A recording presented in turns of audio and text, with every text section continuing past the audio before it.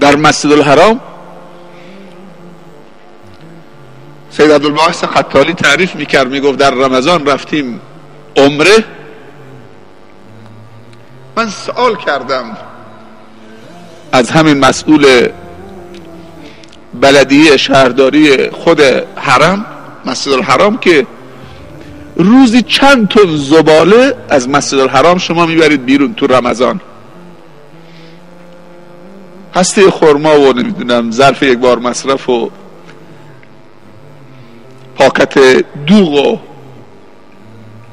سفره ها و میگه گفت 180 تن روزی، سفره ای که برای افطاری مینداختن و میگفت زباله هاش روزی 180 تنه.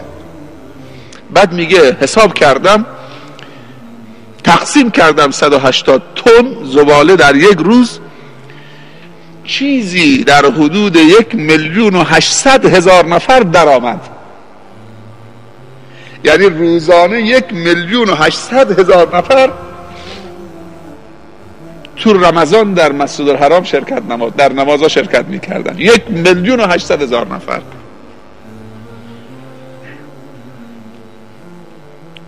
پشت سر یک هندی نماز میخونن. شیخ خیاط امام ثابت و خطیب ثابت مسجد الحرام بود. این آفریقایی بود اصلش.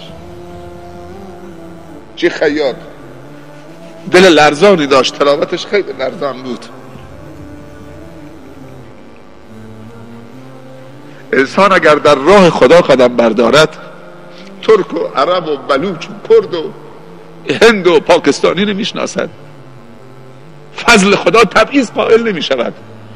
فضل خدا معیار دارد. ان اکرمکم عند الله اتقاکم. فضل خدا دنبال طلب می گردد. آیا تو طالب فضل خدا هستید؟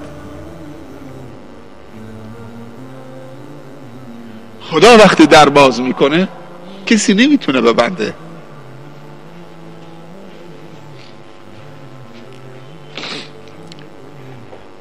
اگر که یک جوان به این مقام میرسد،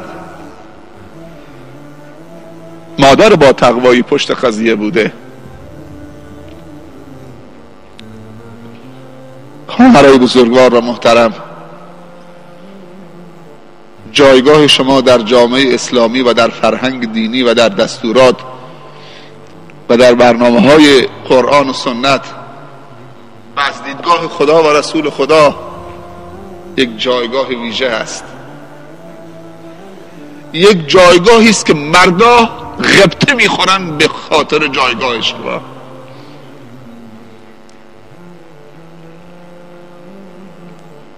و آخرین توصیه پیامبر قبل از رحلتش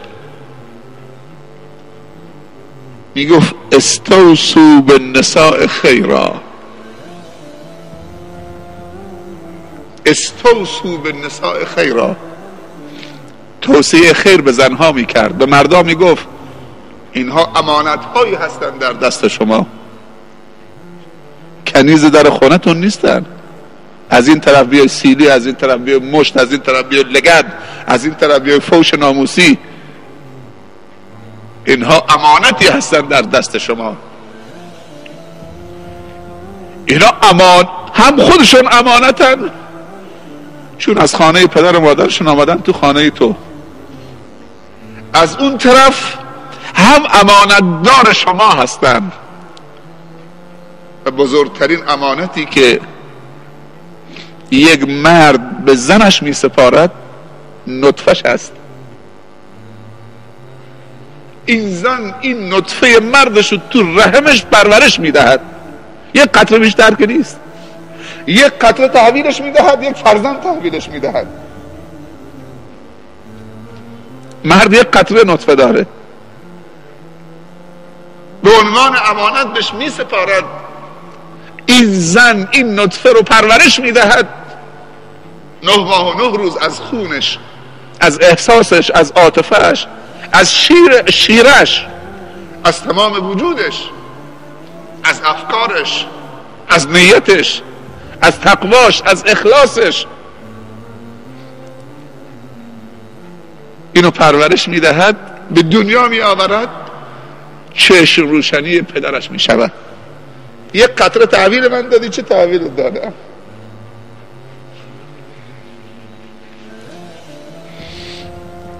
باید پدر با او همکاری بکند تا بعد اینو پرورش بدهد.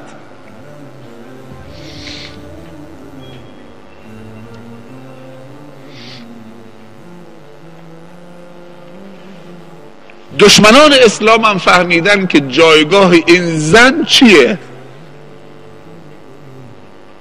به همین منظور گفتن که اگر این جایگاه برای زن حفظ شد ما بدبخت شدیم، ما جایگاهمون از دست دادیم. اگر جایگاه زن مسلمان در جامعه اسلامی حفظ بشود و زن مسلمان آشنایی پیدا بکند با جایگاه خودش که در چه جایگاه و موقعیتی هست و دید خدا و رسول خدا و دید قرآن و سنت نسبت به زن چیست و در چه جایگاهی اونو قرار داده،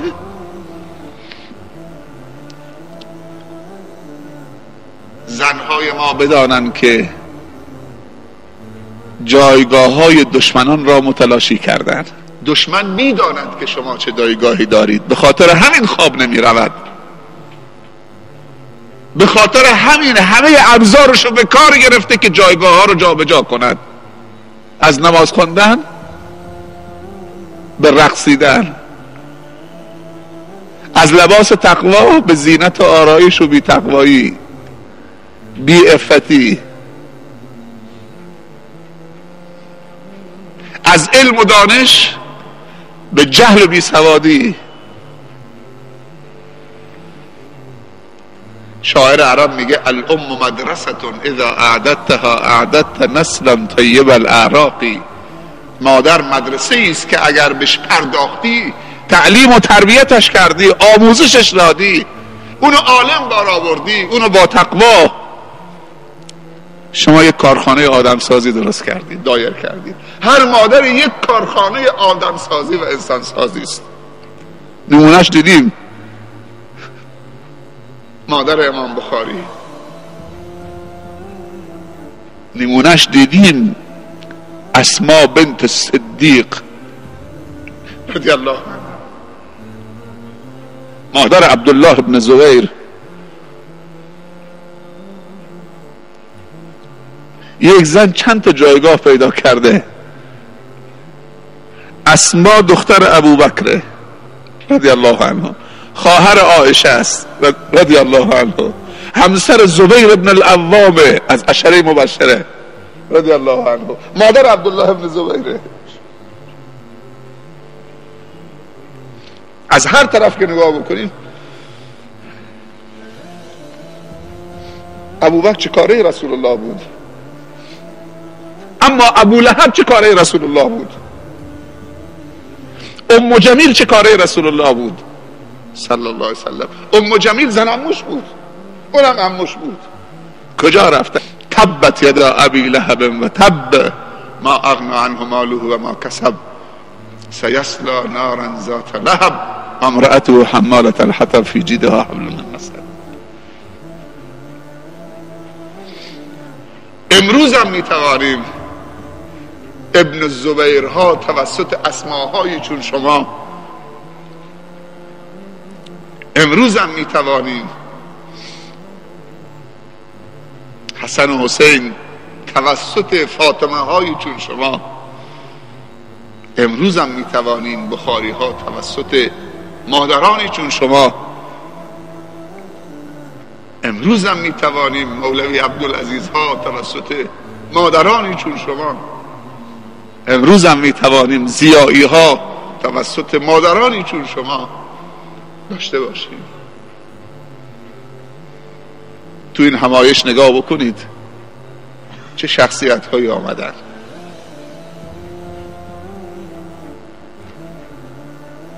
مادر نقش داره.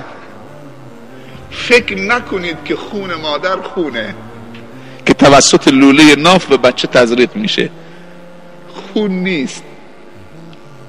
لوله ناف که وصل به فرزند و مادر، اون لوله عقیده هست.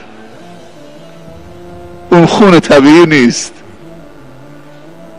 عقیده تزریق میشه، عقیده مادر، اخلاق مادر، نیت مادر، سلامتی مادر. فکر نکنید وقتی بچه به دنیا آمد اون لوله قیچی شد، شیر تو سینه های مادر جاری شد، درست رنگش سفیده، فکر نکنید که اون شیره، اون عقیده مادره که بچه می نوشد.